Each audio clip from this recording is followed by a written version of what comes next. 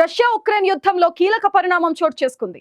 యుద్ధం ప్రారంభమైన 2.5 ఏళ్లలో అమెరికా అందించిన లాంగ్ రేంజ్ మిసైళ్లను రష్యాపైకి ప్రయోగించకుండా ఉండేలా అమెరికా ఆంక్షలు విధించింది. అయితే బైడెన్ పదవీకాలం ముగుస్తున్న నేపథ్యంలో కీలక నిర్ణయం తీసుకున్నారు.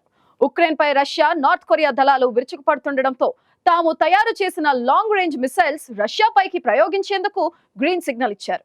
రెండు దేశాల మధ్య జరుగుతున్న యుద్ధంలో రష్యాకు అండగా నార్త్ కొరియా, ఉక్రెయిన్ కు మద్దతుగా అమెరికా రంగంలోకి దిగడంతో ఇది మూడో ప్రపంచ యుద్ధానికి దారితీస్తుందా అనే అనుమానాలు వ్యక్తమవుతున్నాయి.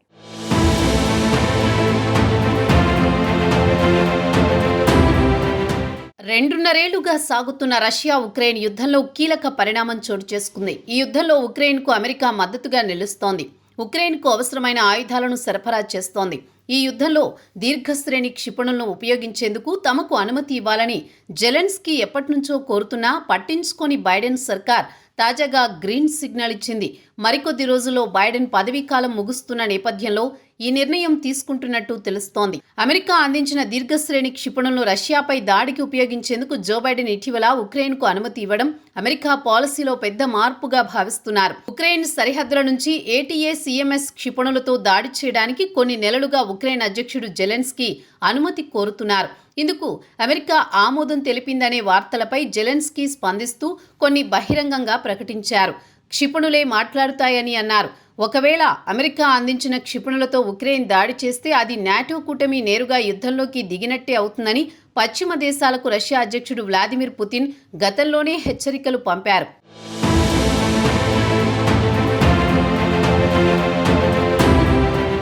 రష్యాలోని కుర్స్క్ ప్రాంతంలోని ఉక్రెయిన్ దళాలు రక్షణ కోసమేనని తెలుస్తోంది. ఈ ప్రాంతంలో ఆగస్టులో ఉక్రెయిన్ ఆకస్మిక దాడి చేసింది. ఉక్రెయిన్ తన వద్ద ఉన్న ఈ చిన్న రష్యన్ భూభాగంపై నియంత్రణను కొనసాగించడానికి బైడెన్ ప్రభుత్వం మద్దతిచ్చేందుకు ఈ నిర్ణయం తీసుకుందని యుద్ధరంగ నిపుణులు చెబుతున్నారు. ఓవైపు ఉక్రెయిన్తో పోరాటానికి రష్యా తరపున ఉత్తర కొరియా సైన్యం యుద్ధరంగంలోకి అడుగుపెట్టింది. దీంతో ఉక్రెయిన్ బలగాలపై రష్యా, ఉత్తర కొరియా దళాల భారీ దాడిని ఎదుర్కొనేందుకు బైడెన్ ఈ నిర్ణయం తీసుకున్నట్టు తెలుస్తోంది.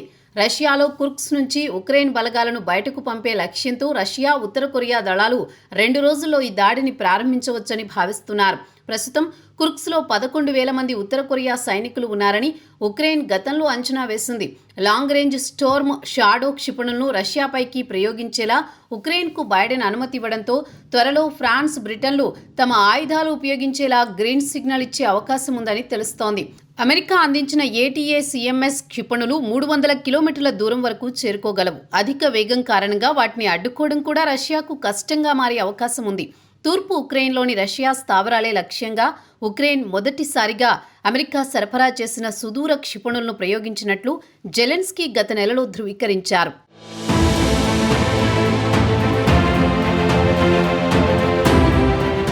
అమెరికా తయారు చేసిన దీర్ఘశ్రేణి ఆయుధాలు రష్యాపై వాడేందుకు కీవ్కు అనుమతిచ్చి బైడెన్ కార్యవర్గం ప్రమాదకర నిర్ణయం తీసుకుందని రష్యా విమర్శించింది.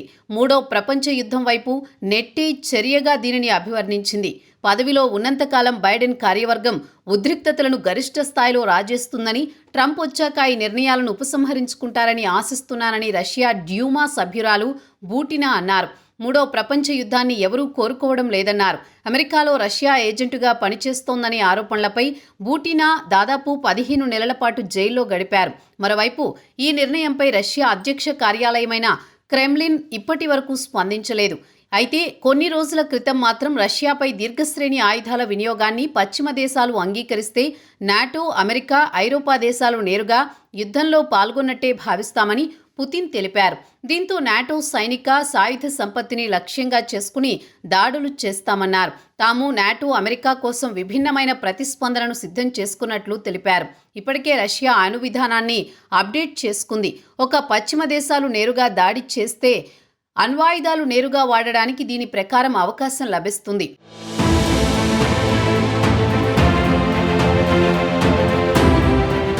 మరోవైపు ఉక్రెయిన్ రష్యా యుద్ధంపై జో బైడెన్ తీసుకున్న నిర్ణయంపై ఉక్రెయిన్ విదేశాంగ మంత్రి ఆండ్రీ సైబీ కీలక వ్యాఖ్యలు చేశారు. ఇరు దేశాల మధ్య ఉద్రిక్తతలు కొనసాగుతున్న సమయంలో జో బైడెన్ తాజాగా తీసుకున్న నిర్ణయం ఈ యుద్ధంలో గేమ్ చేంజర్గా మారే అవకాశం ఉందన్నారు. రష్యాపై దాడికి అమెరికా తయారు చేసిన దీర్ఘశ్రేణి క్షిపణులను తాము ప్రయోగిస్తే యుద్ధభూమిలో చాలా మార్పులొస్తాయని, రష్యా భూభాగంలోని సైనిక స్థావరాలపై దాడి చేసే హక్కు కీవ్కు ఉందన్నారు. ఉక్రెయిన్ ఎంత ఎక్కువగా దాడి చేస్తే ఇరు దేశాల మధ్య యుద్ధం అంత వేగంగా తగ్గుముఖం పడుతుందని ఆండ్రీ అభిప్రాయం వ్యక్తం చేశారు. రష్యాపైకి దీర్ఘశ్రేణి క్షిపణులను ప్రయోగించడానికి అనుమతి ఇవ్వాలని ఉక్రెయిన్ ఇప్పటికే పలుమార్లు మిత్రదేశాలను కోరిందని, ఈ నేపథ్యంలో అమెరికా అధ్యక్షుడు జో బైడెన్ తన నిర్ణయాలతో ఈ ఉద్రిక్తతలకు ఆజ్యం పోస్తున్నారని మాస్కో తీవ్ర ఆగ్రహం వ్యక్తం చేసింది. దీనికి అమెరికా తగిన మూల్యం చెల్లించుకోవాల్సి ఉంటుందని హెచ్చరించింది. రష్యా ఉక్రెయిన్ల మధ్య యుద్ధం నేపథ్యంలో ఇతర దేశాలు జోక్యం చేసుకోకుండా ఉండాలని యుఎన్ రాజకీయ వ్యవహారాల అండర్ సెక్రటరీ జనరల్ రోజ్మెరీ డికార్లో సూచించారు.